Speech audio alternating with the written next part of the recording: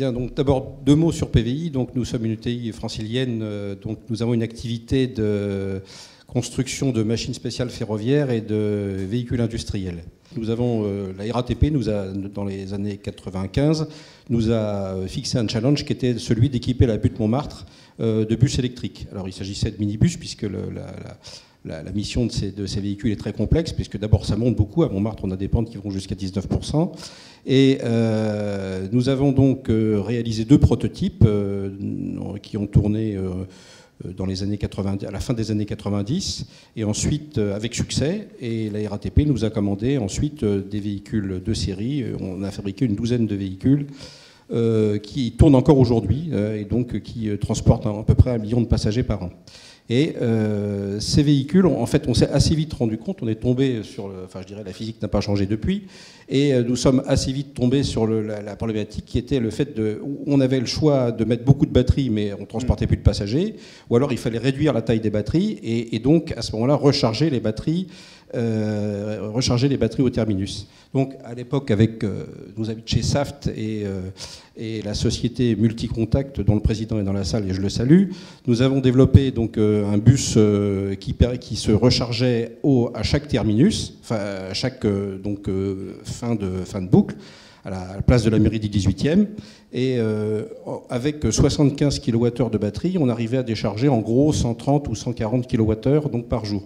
On est en train de mettre en service un autobus de 12 mètres qui va se recharger à chaque arrêt.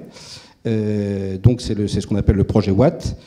Donc c'est une solution, ça a été évoqué déjà un petit peu ce matin, ce type de solution. Donc nous, on a développé un véhicule résolument... Notre objectif, c'est finalement de faire un véhicule économique.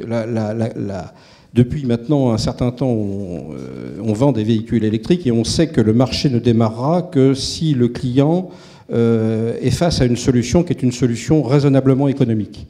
Donc nous avons conçu ce système pour qu'il soit compétitif avec une solution diesel. Je dis bien avec une solution diesel.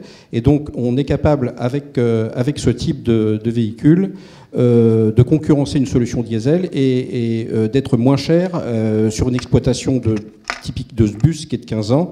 On est capable d'être moins cher qu'un bus thermique. Les batteries sont encore très lourdes et très chères. Et à partir du moment, ça a été dit tout à l'heure, à partir du moment où on veut faire une solution économique, on est obligé de réduire la batterie au maximum. Donc il faut trouver un compromis. Le véhicule électrique, c'est l'art du compromis. Il faut trouver un compromis qui permette de mettre une petite batterie, la batterie la plus petite possible sur le véhicule. Alors nous, on a fait des choix un peu particuliers. On utilise en plus des batteries des supercondensateurs. Et en fait, on charge à l'arrêt dans l'arrêt de bus des supercondensateurs et on vient en fait vider ces supercondensateurs dans le bus, ce qui permet de ne pas avoir d'infrastructure lourde électrique. On peut recharger le bus à partir d'une simple ligne électrique classique.